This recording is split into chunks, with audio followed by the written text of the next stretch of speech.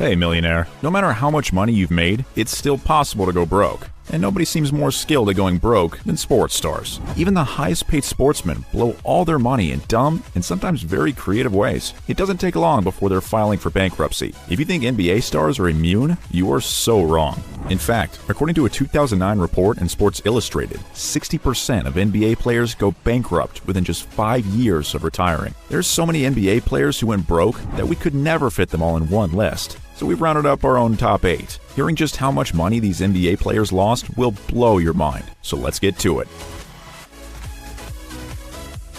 Number 8. Eddie Curry, $57 million.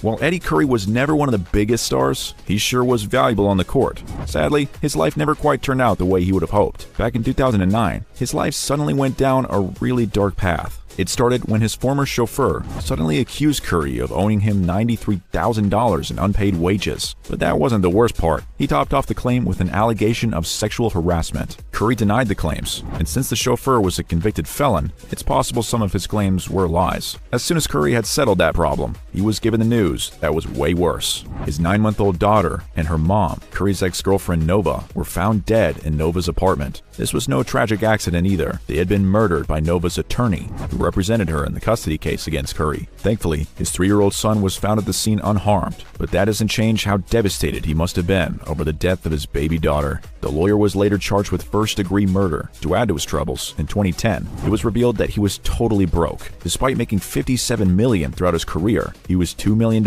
in debt when he filed for bankruptcy. I only hope he can get back on his feet. Number 7. Kenny Anderson, $63 million. Some people still think Kenny Anderson may have been the greatest New York prep player of all time. That's an impressive feat, considering all the great New York players, and his bank balance grew to an equally impressive $63 million. But remarkably, Anderson somehow managed to go broke within just weeks of retiring. It seems a couple of failed marriages broke Anderson's bank. One of his ex-wives even made an appearance on VH1's Basketball Wives to show off how much money she got in a divorce settlement. Her vehicle license plate even reads, "His cash," just so everyone knows she took all Anderson's money. That's gotta hurt. To add insult to injury, Anderson was trying to get back on his feet by coaching high schoolers, but he lost his job due to a DUI. Luckily, since 2013, things seem to be looking up for Anderson. There's even an award-winning feature-length documentary about him called Mr. Chips, in case you want to learn more about his struggles. Number 6. Jason Williams, $63 million. Jason Williams had a pretty unique career. He made his only All-Star game at the age of 30 and retired due to injury at the age of 31. Still, he somehow managed to make $63 million. Everyone expected him to become the next great analyst, but a tragedy ended his career. In 2002, he was playing with his gun while riding around in his limo when the gun accidentally went off. The fatal mistake killed Williams' driver. Williams served a 27-month prison sentence as a result. That wasn't how he went broke, though. Despite the accident and a string of other arrests for drugs and alcohol-related problems, Williams was known for his generosity. He was even known to regularly give $500 tips, but it all added up. In the 2010 court case, it was revealed that Williams was narrowly avoiding bankruptcy and practically broke. The story does have a happy ending, though, because Williams now runs the Rebound Institute, a recovery center in Florida. How would you turn your life around if you went broke? Let us know in the comments. Number 5. Derek Coleman, $91 million. Derek Coleman was set to become the world's best power forward ever, but sadly, he somehow wasted his talent, and he was accused of playing just well enough to ensure he wasn't dropped instead of playing at his best. Still, he did earn an impressive $91 million throughout his career, even if he never became the star he could have been. But it seems he wasn't any more interested in keeping track of his money. In 2010, he had to file for bankruptcy, but in a weird way, that might have been a good thing. After losing his millions, he set up DC Elite in his hometown, Detroit, to bring the love of basketball to inner-city kids. At least something good came from going broke. Number 4. Vin Baker, $97 million. Vin Baker wasn't just a 4-time All-Star. He was also an Olympic gold medalist by the time he retired. That's a level of stardom most people never dream of, but it does mean that this story is pretty shocking. Despite earning $97 million in his star-studded career, Vin was seen working at a Starbucks to survive. A battle with alcoholism and other financial troubles meant Vin quickly burned through all his money. It's almost lucky that he happened to be friends with the CEO of Starbucks, Howard Schultz. He bailed him out by offering him a managerial position at a Connecticut branch near his home. You'll be happy to hear that the job actually did help Baker get back on his feet. He started coaching high school basketball and has since worked his way up to assistant coach with his old team, the Milwaukee Bucks. Hopefully, it only gets better from there. Think $97 million is a lot to lose? Keep watching for the really big losses. Number 3.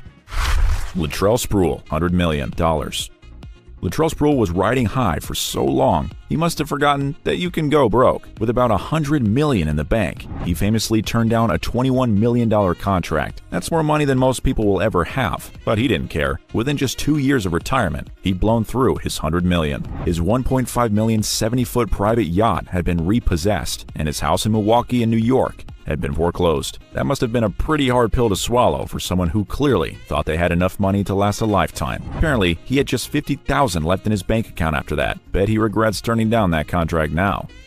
Number 2. Antoine Walker, $108 million.